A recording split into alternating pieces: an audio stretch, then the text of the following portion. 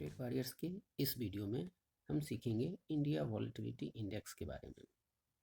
हम सीखेंगे कि इंडिया विक्स क्या है, इसके रोल क्या होते हैं, हमारे ट्रेडिंग पैटर्न्स में यूज क्या होता है, इन सब के बारे में हम आज जानेंगे।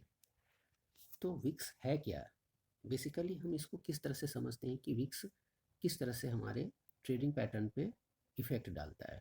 तो हम एक तरह से समझेंगे कि ये एक तरह का एग्रेशन ऑफ बाय और सेल है ना। तो किस तरह से एग्रेशन होता है, आप देख रहे होते हैं कि अगर एक तरफा बाय आने लग जाए या एक तरफा सेल होने लग जाए तो ये एक तरह से एग्रेशन बोलते हैं, वॉलेटिलिटी बढ़ जाती है और इसी को हम कहते हैं वॉलेटिलिटी इंडेक्स की aggression of buying and selling. तो इसका रोल क्या होता है, अभी क्या है हमने जाना। इसका रोल हमारे ट्रेडिंग में क्या होता है, रोल विक्स का क्या होता है। यदि विक्स बढ़ जाता है तो हम देखते हैं कि प्रीमियम जो होता है ऑप्शन का वो क्या होता है, बढ़ जाता है।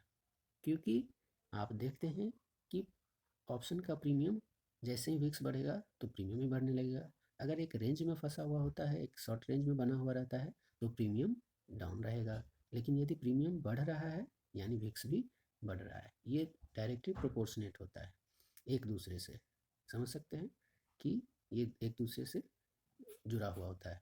यदि विक्स लो होगा तो प्रीमियम भी लो होगा, यदि विक्स ऊपर जाएगा तो प्रीमियम भी ऊपर जाएंगे। और इसका हम इंडेक्स की स्ट्रेटजी में यूज करते हैं। बेसिकली ये यूज कौन करते हैं, यूज है इसका ऑप्शन सेलिंग में। आप इसको इस तरह से समझ सकते हैं कि ऑप्शन सेलर्स डिसाइड करते हैं कि वॉलेटिलिटी को हम किस रेंज तक मैनेज किया जा सकता है। यदि जैसे कि अभी आप देख रहे हैं कि 25% का चेंज हो गया पिछले 2 दिनों में। 25% विक्स बढ़ने का मतलब है जिस लेवल पे अभी 14 के आसपास था अभी 18 पहुंच गया। में आपको यहाँ पे दिख रहा होगा, ये देखिए यहाँ से।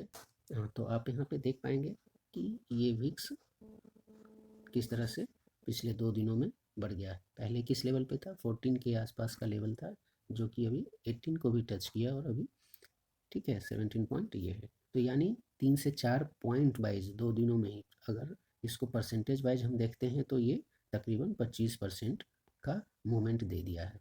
25% का मूव मतलब समझ रहे हैं, 25% इसको रेंज के तरह से अगर हम समझते हैं तो यहाँ पे इंडेक्स में 600 से 700 पॉइंट्स का रेंज शिफ्ट हो गया है पॉइंट वाइज।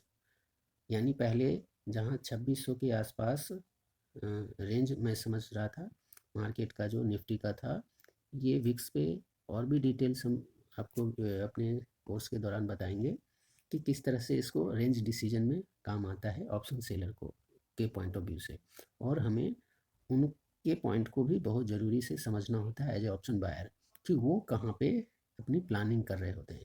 2600 के लेवल के हिसाब से मैं जो 100 पॉइंट्स स्ट्रेटजी की बार बार बात करता हूँ वो तब होता है जब ये 13-14 के रेंज में यानी 15 तक का रेंज रहता है। अब जैसे ही शिफ्ट हो रहा है तो ये शिफ्ट होकर के 2600 वाला ये तकरीबन 3200-3300 का रेंज एज ऑफ नाउ, जैसे जैसे अभी और भी बढ़ने वाला है ये रेंज, तो क्या होगा और भी चेंज हो सकता है।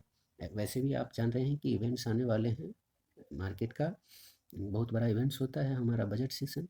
तो ये विक्स जैसे ही अगर ये अगर चेंज होकर के 25 के आसपास भी कभी आपने देखा होगा, हिस्टोरिकली आप देखेंगे डाटा तो यहाँ पे आपको दिख जाएगा।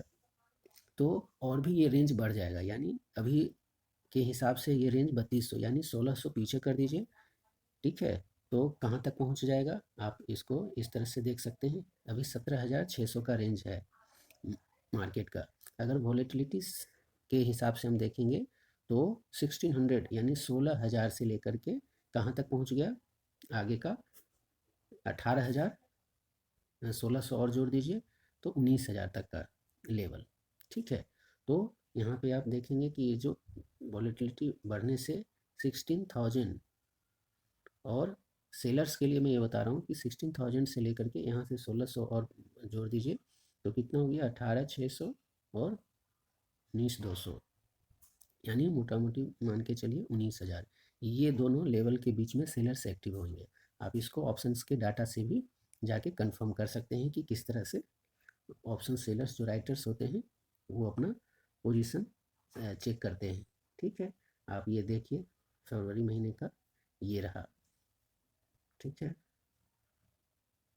ये देखिए 16,600 पे इतना 54 का प्रीमियम है और 18,600 ये 2,000 का रेंज पे दिखा रहा है 47 पे।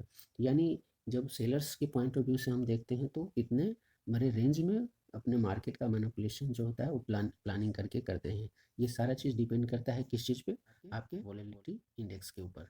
तो हम ये जानते हैं कि वॉलेटिलिटी जैसे बढ़ेगा तो वहाँ पुट ऑप्शंस के चांसेस ज़्यादा रहेंगे।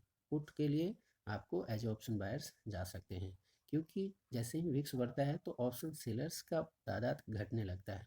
वो नहीं चाहते हैं कि ज़्यादा प्रीमियम पे रिस्क लिया जाए, तो वो उनकी तादाद हल्की हो जाती है। और इसके साथ ही आप अगर कॉल ऑप्शंस में जाएंगे तो ये देखेंगे कि वहाँ पे अपॉर्चुनिटी हल्की रहती है। क्यों रहती है? क्योंकि वहाँ पे ये रहता है कि प्रीमियम बहुत स्लोली बढ़ रहा होता है।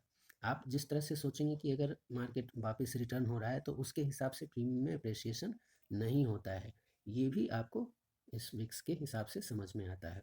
तो अपने डे ट्रेडिंग में भी आपको विक्स को ज़रूर ध्यान में रखना चाहिए।